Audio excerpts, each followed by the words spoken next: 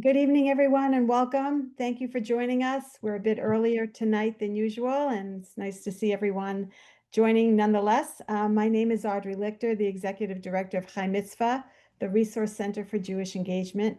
Today's Scholars Circle topic is UNRWA and Israel, the high-stakes battle over refugees and aid, featuring Asaf Ramowski. Chai Mitzvah is a national organization now celebrating its 16th year.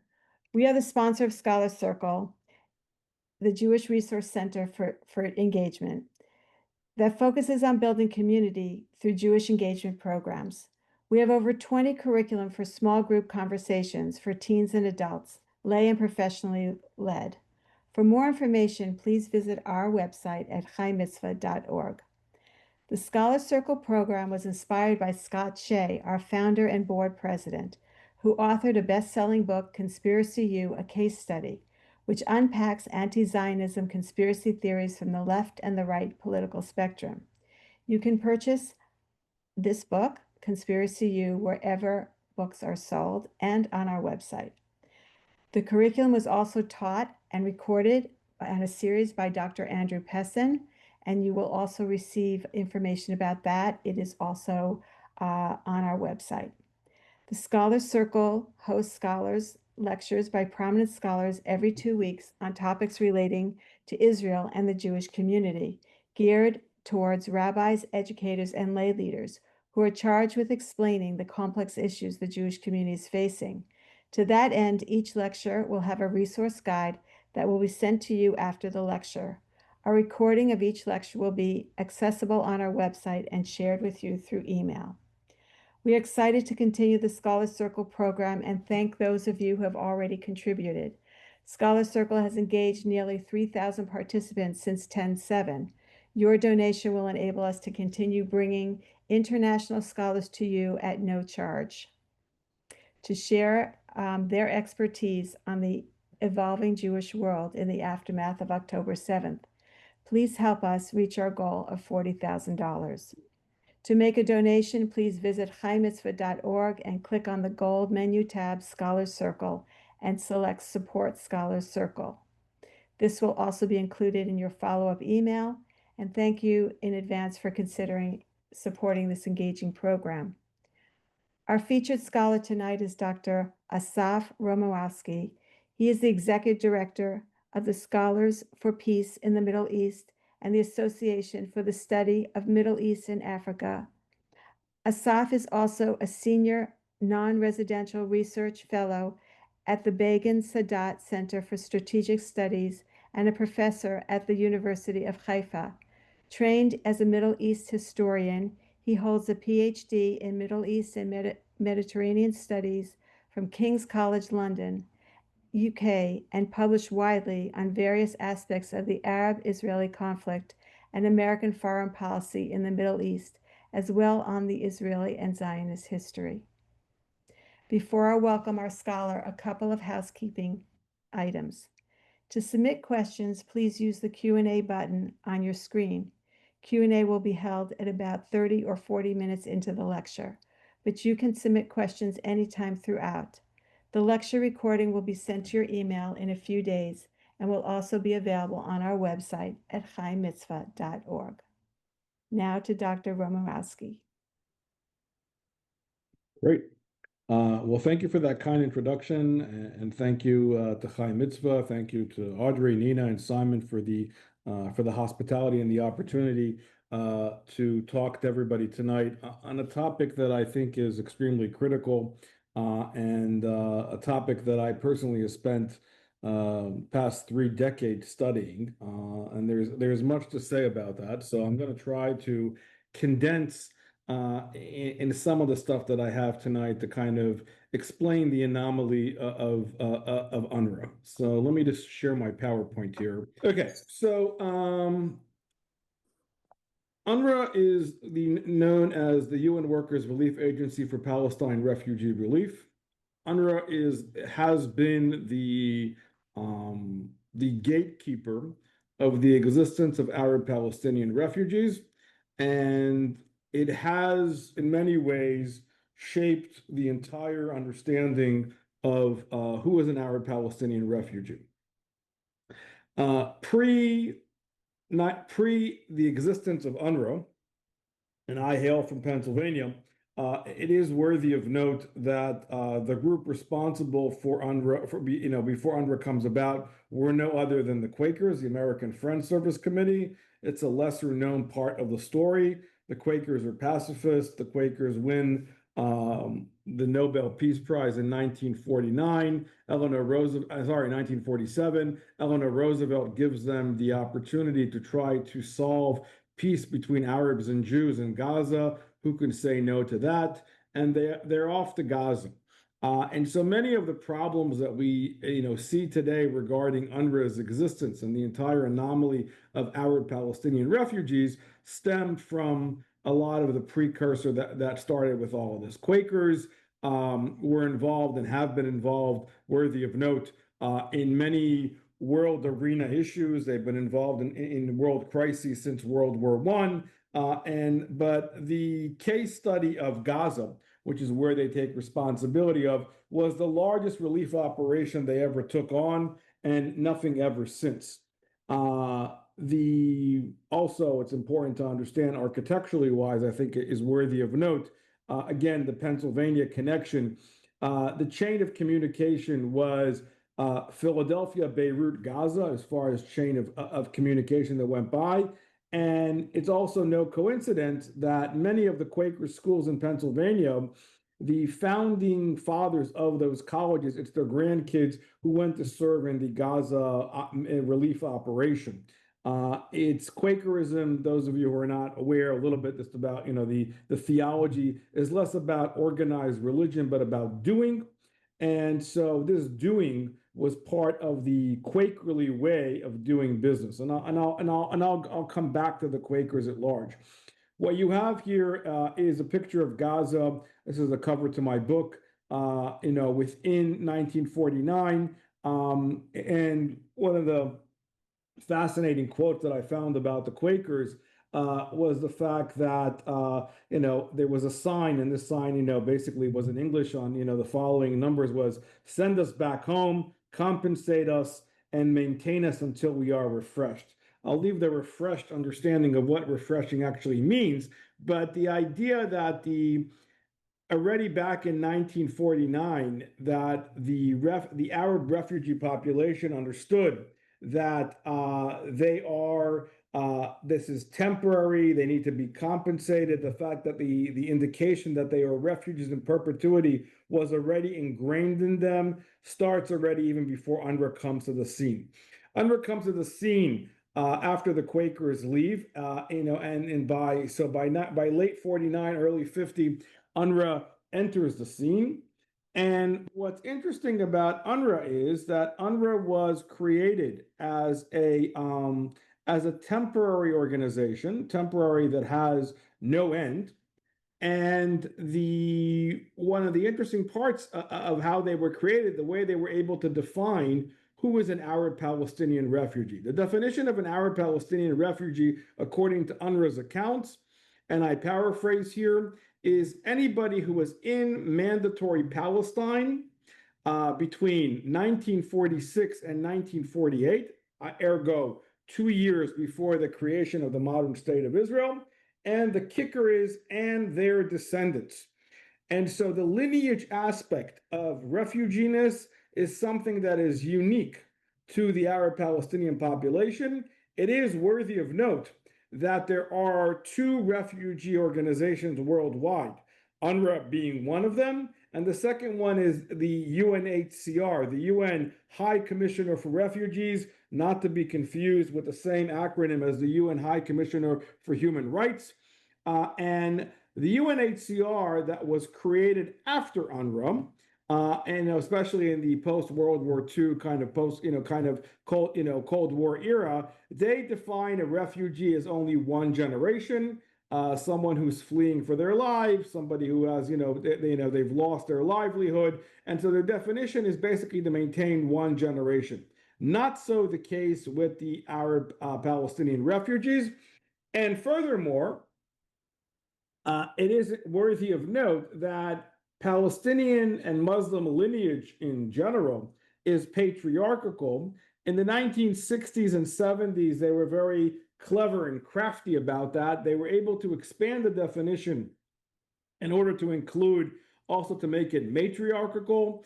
And they were also able to resurrect the dead, double count numbers, which amounts, and this is where I'm getting with all of this, to the 6, 7, and there have been accounts of 12 million refugees worldwide, but the numbers continue to grow every year.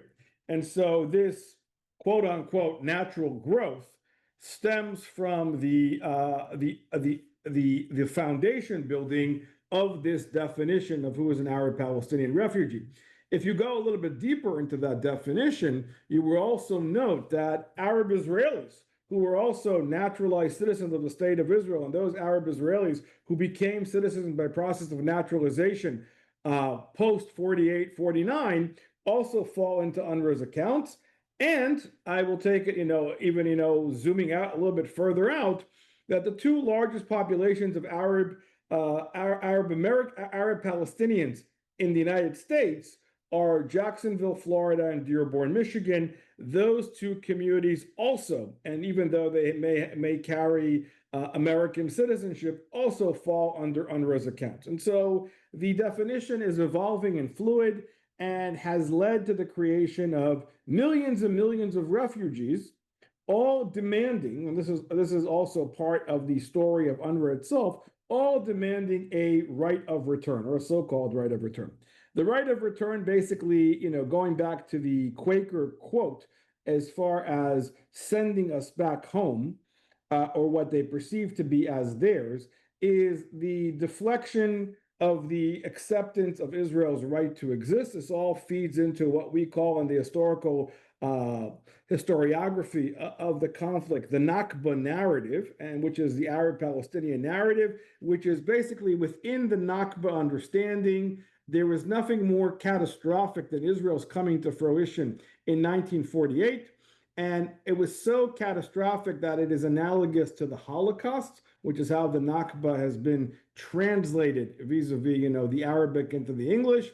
And the fact that what was even worse than that is that Jews who were living under the Muslim world, as second-class citizens, what is defined as dhimmis, part of the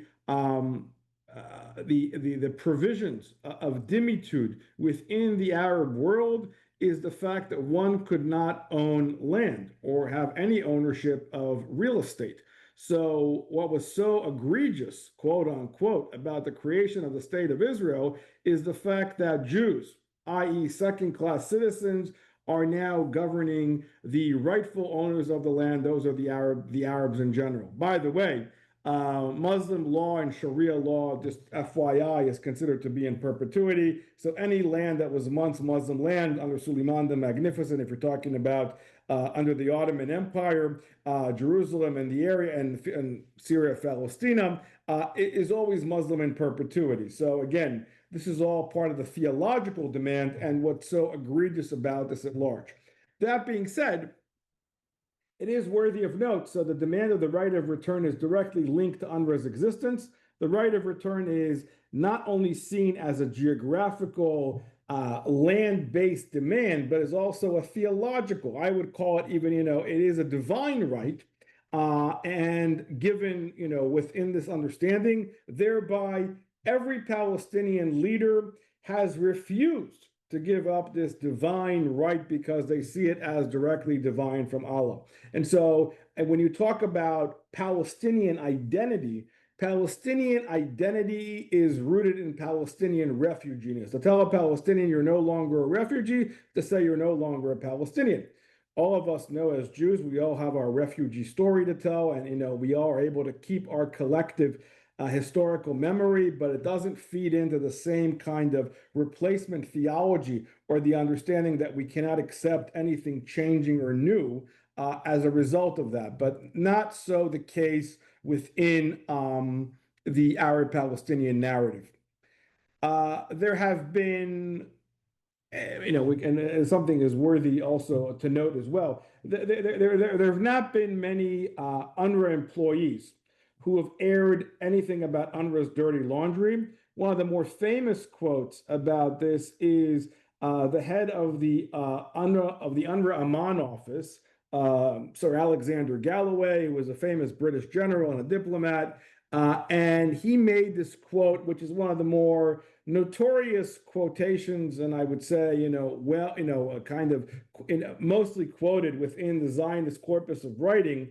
And you could see here, which Galloway was right about this, that the Arab nations don't want to solve the Arab refugee problem. They want to keep it as an open sore, an affront against the United Nations, as a weapons against Israel. Arab leaders don't give a damn whether the refugees live or die.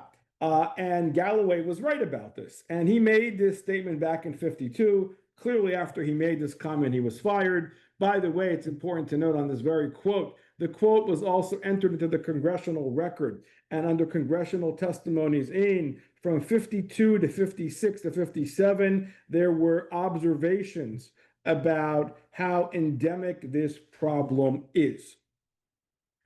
Now, UNRWA's configuration, and if we're being honest about the historical record of UNRWA itself, for the first decade of UNRWA's existence, they tried to stay true, or at least semi-true to their mandate regarding what is considered to be dealing and solving the refugee problem. The R within refugee, within UNRWA itself. I would explain that within the context of American foreign policy in the 1950s and the 1960s. And that is about resettlement, reintegration, and repatriation. On both accounts, UNRWA has failed time and time again. But they tried to maintain that neutrality as it relates in the first decade of their existence, between, until the 1960s. The other part of this, UNRWA was created as an Article 22 organization within the UN General Assembly. All you need to know, without going too much into the weeds about Article 22 organizations, is the fact that they're based on voluntary contributions. So UNRWA has always been crying poor, and the Arab world basically tried to alleviate that problem by saying all you have to do is take on and become the advocacy of the Arab Palestinian refugees, and we will flood you with money. However, and this goes to the understanding and the configuration of UNRWA, no Arab country, with the exception of Jordan, which is a separate case study, has ever offered the Arab Palestinian citizenship by design. Because, and this goes back to my earlier remarks, if they did, they would have to acknowledge that they had a hand in the creation of the Arab-Palestinian refugee problem, which goes back to the Nakba. And there's a great deal of debate about the number of refugees in the scholarship, which is also worthy of note, and how we got to this, millions of refugees that we talk about today. The scholarship differs, about 10 to 15%. Between somewhere between the highest, on the higher end, we're talking at 750 or 800. I would say that we're closer to around 625 between the major debate that took place on these numbers between Ephraim Karsh and Benny Morris. And so the 625 that and this also relates to how they became refugees as well. The majority of those who fled on their own volition, were left because they were told to. And this is part of the assumption, the fallacious assumption by the Arab world, that they had a predetermined understanding of what will take place here. And that is to say, and they've told, Syrians and Egyptians and others told the local Arab population, and basically, in not so many words, flee, and I'm paraphrasing here, once we eradicate the Zionist entity, you'll be able to come back. Now, that was a predetermined reality. When that reality did not come to fruition, the Arab-Palestinian refugee problem emerges. And this is where you have the statelessness that begins the problem, and thereby the need for the creation of UNRWA story. But this all is linked to the reality of 48, 49 and what emerges from this reality. As I said, when you look at a Palestinian identity of these three R's that I call them, and I think are critical to understand, this is all part of how this plays into the refugee theater. One has to do with the fact that resistance to Israel is permanent and holy. There goes, obviously the ongoing conflict, and again, this relates to the understanding of the significance of 1948, critically related to the refugees. Refugees, Palestinians, are individually, communally refugees made so at the hands of Israel. This is a critical aspect. The Arab world takes no responsibility for their own brethren. And so this is where what I consider to be blood money that was paid to UNRWA, because the responsibility, Israel comes about, Israel created the problem. Furthermore, in UN documentation that I have been able to read and unearth over the years, the responsibility is put on the United States and the former Soviet Union. You created the problem. You allowed Israel to come to fruition. Thereby, the byproduct of Israel's coming to fruition, the refugees. You created the problem. It's your problem to solve. We're washing our hands from this, which is what allowed them to not take them in and to give them citizenship. I will note, it's also important to know geographically that Judea and Samaria, West Bankers, as far as Jordanian, as far as Palestinian, Arab Palestinians in that area are indeed Jordanian. Gazans are Egyptians. There is little to no, actually none really, a small percentage. No intermarriage between these two parts of Palestinian society. It's very fragmented. During the Arafat years, probably one of the few things that united Arab Palestinian society was Yasser Arafat walking around as the walking symbol of Palestinian society. But this individual communal sense of who is responsible for the refugees is all part of the tactic. And when I talk about PLO tactics, this is what allowed Yasser Arafat in his day and others to say, look at the nice Israelis. They have nice homes. They got nice cars. You got nothing because you're refugees, because of the Israelis, because of the Nakba. Global responsibility. And so this goes, of course, to who is responsible for solving the problem. So the UN, Western countries, we must support them until they can return home. Okay, so how does that come to fruition? The United States is invested in this refugee enterprise till this very day. And the last math that I did on this, we've invested in this population close to $75 to $73.2 billion in today's terms that we put into the refugee enterprise. What that means in practical terms is that UNRWA lobbies every year Congress to write them large checks.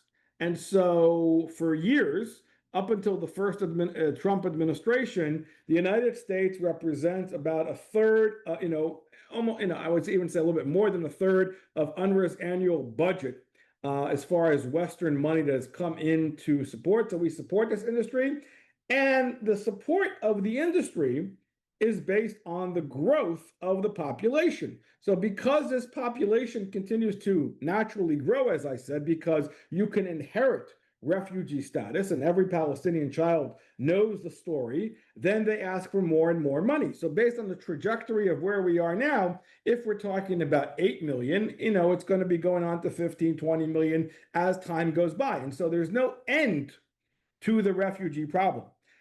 It was under Nikki Haley for the first time that a U.S. administration decided to defund from UNRWA. Then under the Biden administration, they re-upped money. There were special requests that came in. There have been multiple bills and several congressional committees looking at UNRWA's functionality. UNRWA's actual work or actual product, for lack of a better term, has become education. And so and it is a fundamental question about the kind of education that UNRWA has been disseminating. The majority of Arab Palestinians are alums of the UNRWA school system, and UNRWA textbooks are been rooted with anti-Semitism. Israel does not exist. There's no discussion about a two-state solution. There's no discussion about accepting the other. There's no discussion about peace. During the Oslo years 30 years ago, when I was involved in those conversations, there was demands to try to fix the textbooks, to try to change all of this. None of that has happened. And it's also important to note that the majority of the bloc, the voting bloc, back in the day when we can identify voting blocks within Palestinian society, were done based on the teachers' unions. And so UNRWA had a significant bloc, and UNRWA's affiliations, and this kind of fast forward to the reality that we've come to realize, or people have come to notice about post 10/7, is UNRWA's affiliations and complacency with Hamas, Palestinian Islamic Jihad, and other terrorist organizations. UNRWA makes no distinction whatsoever as far as the groups that they work with. They consider working with Hamas, PIJ, Islamic Jihad, and other groups as diversity. UNRWA officially even went on record back in 2004. Then the Secretary General of UNRWA, Peter Hansen, literally said, "Of course, they're members of Hamas here. They're all part of the people that we work with." So again, no surprise if you look at the evidence of the stockpiles of munitions that were found in UNRWA schools, UNRWA homes. There's no discrepancy whatsoever of being a teacher, a gardener, or a driver by day, and a member of the Islamic Jihad or Hamas by night. UNRWA vehicles have been compromised to transport suicide bombers, munitions, and other sorts. All sorts of the evidence that we've seen. Of course, the lowest hanging fruit that we've seen, of course, come about is when you saw UNRWA workers who were officially part of the perpetrators who took hostage Israelis on 10/7, who were UNRWA workers and were involved in their captivity. Emily Damari, who was the young girl who lost her fingers, was in an UNRWA facility, but was denied medical treatment by UNRWA doctors. And so this all is part of the low-hanging fruit of these symptoms. But the architecture, which is really the critical part of this understanding, is really where it's important to understand how this plays out, which is related to the religiosity of the right of return and the communal responsibility of Israel, or is put on Israel, that this is really that's their problem to resolve the refugee problem. UNRWA, if you ask them on record, when will you end your time? And they will tell you officially that when there is resolution for the Israeli-Palestinian conflict, while at the same time, they are and have been the gatekeeper of the one single problem that ensures and maintains the fact that the conflict will never end. There are three issues that come about in every Israeli-Palestinian negotiation: the debate about disputed lands, as far as, when it comes to land for peace, and, that's a whole other conversation, as far as West Bank, Judea, and Samaria, and 67 borders, and of course, shared capital in Jerusalem, and the right of return. Those are secondary issues, the land issues, and if any of the proposals that have been looked at over the past, few decades, those issues could have been resolved. It is the right of return that, every Palestinian knows that they can't give up, because this maintains and sustains the problem, because they are refugees in perpetuity. So again, UNRWA, demonstrates in many ways, how all of these NGOs have abandoned any kind of humanitarian distinction, in favor of the religiosity of the bias towards Israel. And this is exactly the evidence that you've been seeing presented at the International Court of Justice, that kangaroo court that plays out in the halls of the United Nations. I mean, if you go into the United Nations, the religiosity of Palestinianism is something everybody knows. And that is exactly why everybody has adopted all of this. And this is exactly why, in the same vein, Arab, Palestinian leadership has always used and abused the United Nations to their advantage because they know they'll be receiving a receptive audience there in order to sell a fabricated version and to basically put the blame on the Israelis. I mean, this is the same body that accepted Yasser Arafat. When he came into the United Nations, said, I'm carrying a gun and an olive branch. Don't make me use the gun. And where UNRWA has received and continues to receive the majority of its political support, and the Arab world continues to support, the monies that are coming in order to make this happen. Notable leaders are worthy. The Queen of Jordan, Queen Rania of Jordan, is one of the more vocal spokesmen for the Arab Palestinian refugees. She herself is of refugee descent. And she has been extremely vocal about it. She talks about the fact that resolution for the Arab Palestinians is on the other side of the Jordan River. And so she may not be too outspoken for her husband, but when it comes to UNRWA issues, she continuously puts out this narrative, and that continues to be part of the problem. The other part, which is worthy of note, and again, I think part of the hijacking of all of this at large, is that UNRWA is also the largest employer of Arab Palestinians, in the tone of close to 30,000 individuals that work for UNRWA. The majority of the Palestinians who are local Palestinians, a very small group that is the internationals. And if the internationals do not buy into the narrative of or drink the Kool-Aid, however we want to put it, pick your poison, then they're basically thrown out of the organization. Everybody in the organization buys into this hook, line, and sinker, and nobody debates any of this. And people like Galloway, and there have been a few others over the years, I can count maybe five or six individuals over the years who've ever dared to question the orthodoxy of UNRWA, were obviously fired from the organization. And every time UNRWA comes and demands money, and there have been, I've been involved in some of these initiatives as well, the UNRWA Accountability Act and other kinds, every time people ask, and congressional committees ask, can we ask for an audit of the money, that we have given to you? Then UNRWA basically, jumps on its high heels and said, no way in hell. They cannot tell you how many pencils they bought, how many laptops they bought.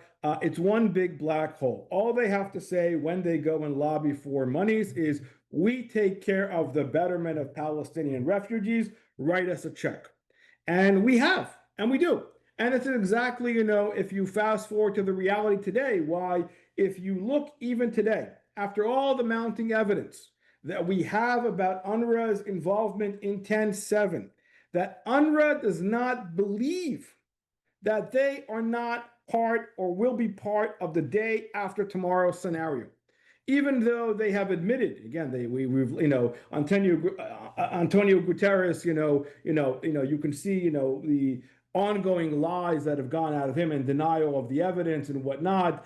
They eventually admitted, they were going to do their own investigation about how many actually participated in 10/7. We have mounting evidence of this reality, and so they still believe that they are the only game in town. And parenthetically, you're seeing this exactly now with all the debate, or the brouhaha that's happening within the Gaza Humanitarian Foundation, that quasi-Israeli American group that is working to distribute the aid.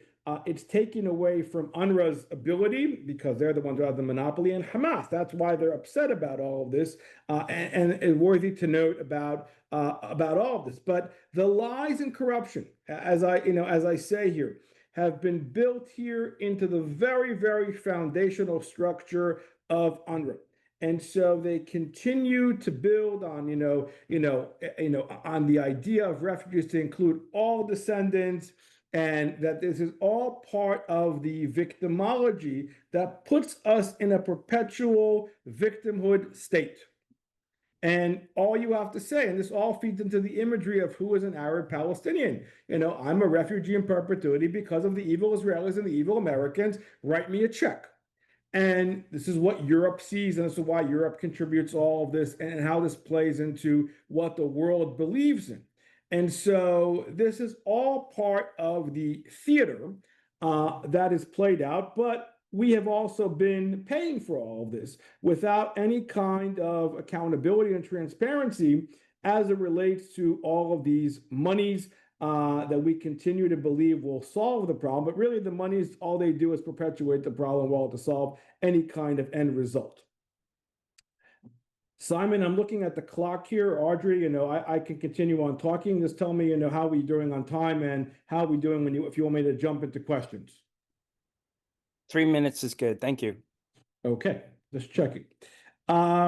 So again, in the modern day reality, as far as the historical reality, the boycott, divestment, and sanction movement has also adopted the refugee narrative and the right of return. It's important to note that all of these anti-Semitic organizations that we're seeing today and have seen for the past few decades are basically looking for the most maximalist demands that will never come to fruition. And that's exactly why they demand them, thereby able to turn the pyramid on its head and put the blame on Israel as always, because Israel is always to blame for this. But for the outside world who doesn't understand the ins and outs of what this all means, they think it's a legitimate aspect. By the way, it is important to note, I would be remiss if I did not mention that over the course of the history of the Arab-Israeli conflict, and in particular the Israeli-Palestinian dynamic,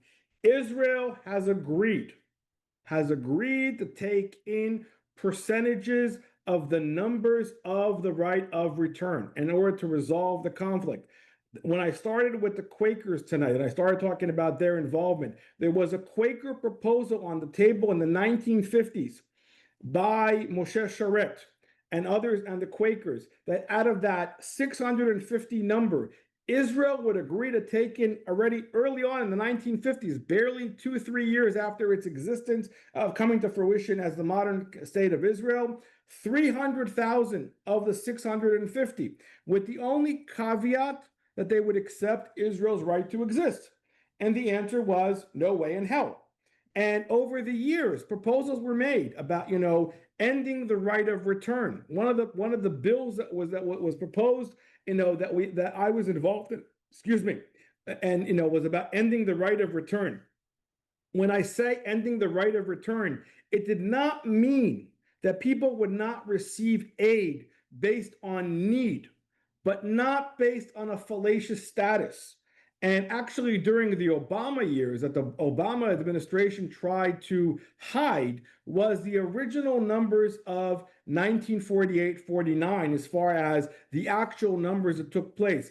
Based on the birth rate and the generational of the first generation of 48-49, you're talking about no more than 30,000 individuals.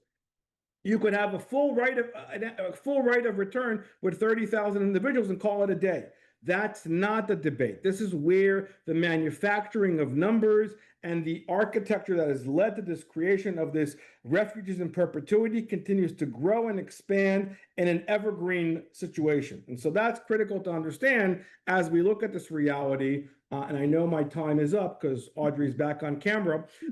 So let me end here. I know I threw out a lot of information, but let me try to take as many questions as we have time for, and happy to answer anything else people might have about any topic. Thank you. Okay, thank you so much. Lots and lots of information here and a number of questions. So let's start with the first one. So just to clarify, an anonymous attendee asks, are the Arab Israeli citizens Palestinian refugees according to this formula? According to UNRWA's definition, yes. And so they get to have it both ways. And so, and that was what I was saying early on in my remarks. Maybe I glossed over it too quickly, but part of the evergreen understanding and the numbers that play out here, the expansionism, they count all of these within that narrative. Arab Israelis, American Palestinians, they're all entitled to the right of return. And to the point is that they all fall within the numbers and the surveys that they present to Congress or anybody else about the amount of refugees, which is all part of the numbers game that play into all this.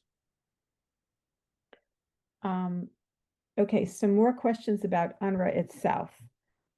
So at the moment, could you delve a little bit more into what's happening with UNRWA right now, and this whole dynamic with Israel and the United States trying to provide the aid, and where is UNRWA operating now, and what is the narrative? Of course, we're hearing in the paper is that Israel's shooting and there's chaos and Israel and multiple Palestinians are being killed daily with this aid.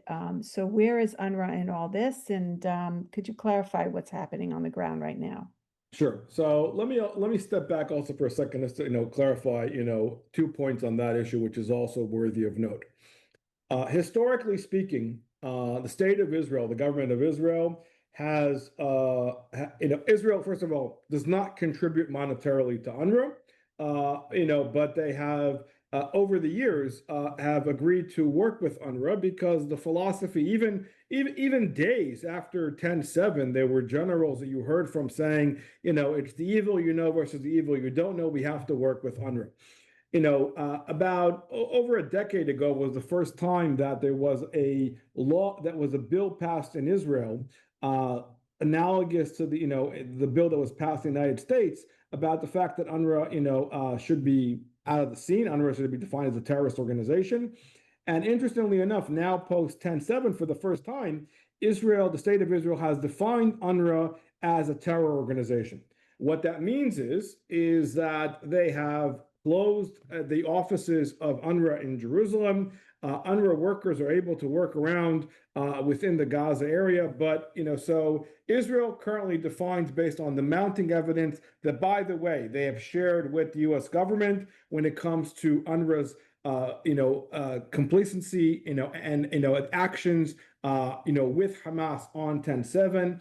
All of that is documented, and we have all of that. So what is happening as it relates, to your question, I think when it comes to the distribution of aid, UNRWA sees itself as having the monopoly over aid coming into Gaza. And so because UNRWA works in cahoots with Hamas, what has happened within that understanding is that they are able to, Hamas steals the aid, Hamas abuses the aid, Hamas is able to gouge Palestinian society together because UNRWA and Hamas are one and the same. The existence of the Gaza Humanitarian Foundation, the GHF, is the fact that it takes away the responsibility of aid distribution out of these aiding and abetting agencies, namely UNRWA, even though UNRWA claims to be a neutral organization, which it's not, from their hands. And so that's also part of circumventing and getting rid of UNRWA. To date, the policy that Israelis have had, and this is where they're pushing the Trump administration to move along, is to continue and to, again, defund UNRWA. This is exactly what they were hoping that Elise Stefanik would do, when she was originally nominated to be the UN, ambassador, as far as continuing what Nikki Haley did in the first administration. And so UNRWA is synonymous to terrorism. UNRWA is Hamas. And so that's what's happening with the current aid now. It's also important to note, as it relates to some of the misinformation as far as, the violence that is happening, there is attempts to hijack by the Palestinian Society and Hamas members these safe zones of where the GHF is operating. And that's where the pandemonia is taking place and the chaos in order to disrupt that. And so what has happened today, which has caused, by default, because there's no choice, the IDF is helping protect the contractors, the Israelis and the Americans, deliver the aid. And it's also worthy of note that more aid trucks, thousands of trucks a day, have gone into Gaza post 10/7 than pre 10/7. I mean, there's a mountain of aid coming in. The problem has been is the hijacking of the aid by Hamas, because Hamas has a goal to aggrandize the quote unquote starvation, famine, and everything else that they put out there coming out of official Hamas media outlets.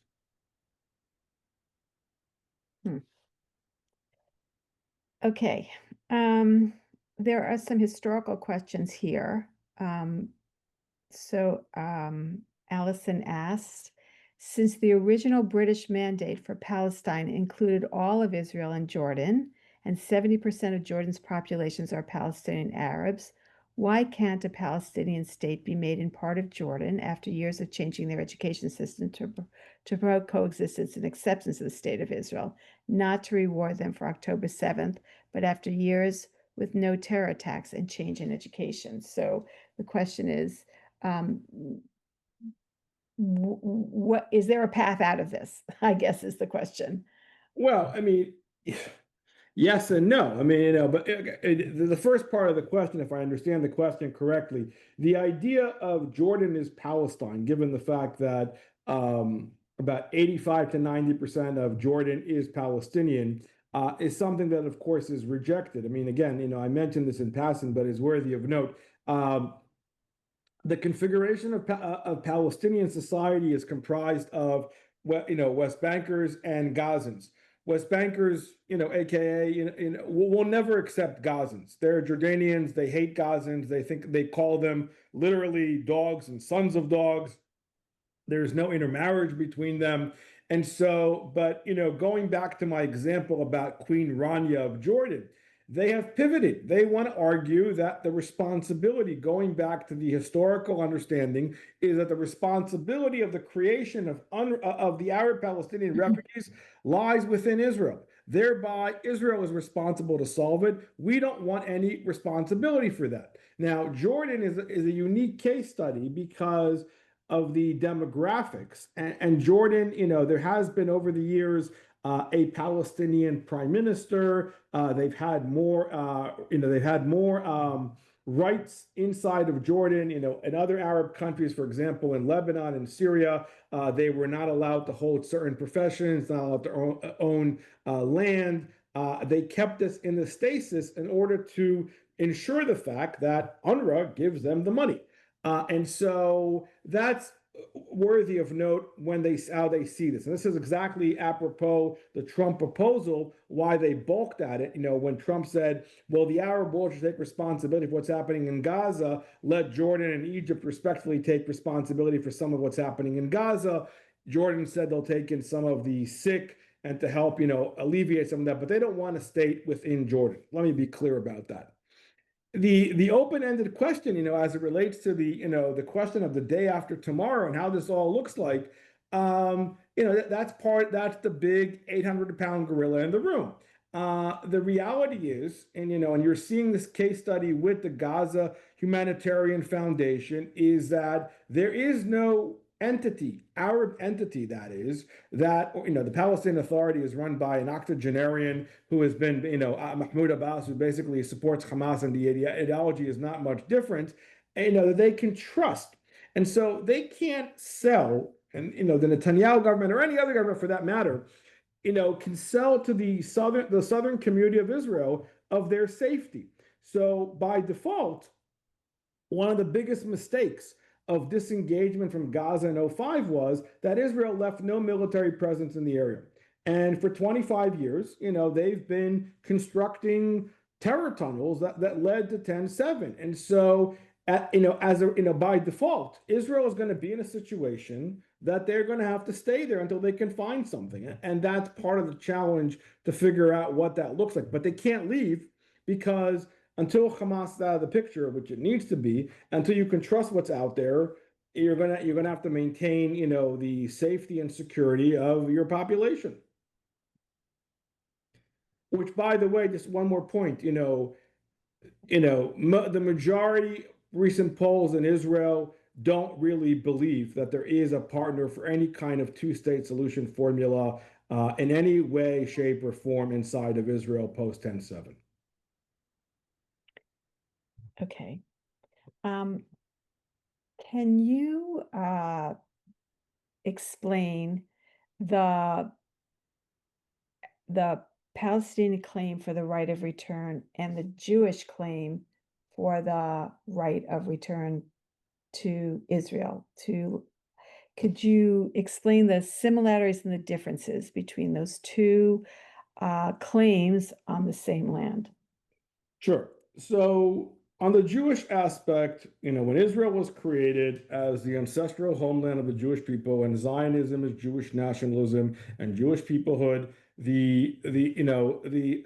especially post the Holocaust, the idea was, the idea of a notion that all Jews around the world are welcome to come back to the one Jewish state. And so, as far as receiving citizenship in the state of Israel and the right to return. Now, that is not to say that Israel only has Jewish citizens. They have Arabs, they have Christians, they have others, and they have the variety of populations that are not only Jews, but the majority of the population is Jews. Part of the configuration of the Jewish state is also based on a Jewish majority, and so that's part of the state of Israel coming about and its existence. But in contrast to the Arab narrative, it is not in lieu of Arab population. It's not like the Arab Palestinian narrative, and the Arab Palestinian narrative argues the fact that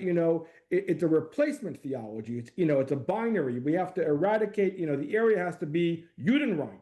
And so that's part of the main differences as far as population. Evidence to that is when I was part of the Oslo years, we did a study about what it would mean like if you had a two-state solution. And in the areas of Judea and Samaria, aka West Bank, Jews would receive, would you be open, and this was part of the actual questionnaire and query, to dual citizenship like you would have in other countries? And of course, the answer was no way. And as a result of the fact that all this, so this is part of that. And let me also be clear about the right of return of Palestinianism and Arab Palestinians. They see this, not only in the Palestinian areas, they see it in the totality of the existence of the state of Israel. We're not talking about just the borders of 67. They're talking about 48 and 67. The ingrained ideology of what American college campus students, when they go around calling from the river to the sea, this is exactly what Palestinian maximalist demands are as far as the right of return. The right of return has been weaponized as the idea of a demographic aspect, that by process of demographics, because a birth rate of Arab Palestinians is greater than Jews, we're going to push basically all the Jews into the sea by pushing demographics. And if Israel were a true democracy, then we are the majority. That's part of it. So they use the 8-9 million number as a right of return to basically shove Israel from its existence. Okay. There's a simple question, which I'll ask you. Simple questions. Are you going to update your book on UNRWA? I've been studying on our end. for 30 years. I've been writing a lot about it. It's on my website, recent articles. I have another book coming out now in the summer related to some of the problems related to 10/7. I think about it pretty often, and so I continuously think about updating it. The book that I wrote is predominantly historical and gives the historical background to all of this, but I have thought about potentially doing updates and whatnot. There is a question from Marcy about the anti-Hamas Palestinian American activists I'm going to not get his name right, Ahmed Faoud, Alkhatib, founder of the Project Unified Assistance, previously called the Rio Line for Palestine. He was interviewed by Chris Cuomo and expressed care for the victims at the Hostages Walk in Boulder. Is he a voice of moderation, or are there any voices of moderation that you have identified? Kitaba, if I'm correct about, he's with the Atlantic Council, and he is actually somebody who has voiced anti-Hamas views. There have been over the years third wave individuals, as far as a third wave party within Palestinian society, people like Mohammed Dajani and Salam Fayyad, the former prime minister, who are kind of middle of the road individuals. They are unfortunately the silent majority. I think that there is a realization of what Hamas's intentions are and what they've done to the trauma that Palestinian society has suffered as a result of Hamas and its own leadership. But it's really the ideology is really they are raised with this, and there has not been a third wave voices that would lead to some kind of moderation. They need to change leadership on both ends. The fact that Abbas only recently designated a potential successor is something new. But they are not keen about change. Abbas is now serving in his over 20 years in a 4-year term. Democratization is what is pervasive within Palestinian society. Okay, so there are many more questions, and I assume that we're going to give some contact that people can contact you directly. You'd be By all means. Yes. Okay, many more questions that we can't get to, but in the 2 or 3 minutes we have remaining, what would you like to leave us with? Importantly and related to, our pre-call, I do think that now that we have all the mounting evidence on UNRWA, I would urge individuals to take this information and encourage defunding of UNRWA. I think UNRWA is not part of the solution. UNRWA is part of the problem. And if we are looking, apropos your last question, to solve or create a path for change, which needs years at this point between Israeli society and Palestinian society, UNRWA, to my mind, should not be part of the solution. There are alternatives within the United Nations. There are alternatives as far as breaking the monopoly that UNRWA has. UNRWA has basically been acting as a shadow government for the Palestinian Authority, and they've been double dipping for years. And we need to break that monopoly. We need to actually look at exactly who is actually a refugee, who deserves aid, who needs aid, and look at really doing a needs-based assessment as actually what Palestinian society needs. And so that is where UNRWA has not been helpful, to say the least. And to my mind, that money should be repurposed in order to look at this in a very different way, because otherwise we're going to be paying for this in years to come, and it's not going to be 8 million, it's going to be 25 million. Okay. Thank you, Dr. Romanowski. Lots to think about. And in continuing our whole series on Israel, on this whole issue, our next Scholar Circle features Scott Shea, and the topic will be again focusing on academia. And the topic is Tuition Up, the Truth Down, how academia echo chambers fuels the fire outside. So what starts at academia doesn't stay in academia. So we're going to unpack that on Wednesday, June 18th at 7 p.m.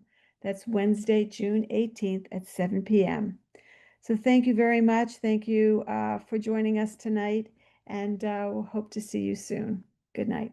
Thank you for the hospitality. I appreciate it.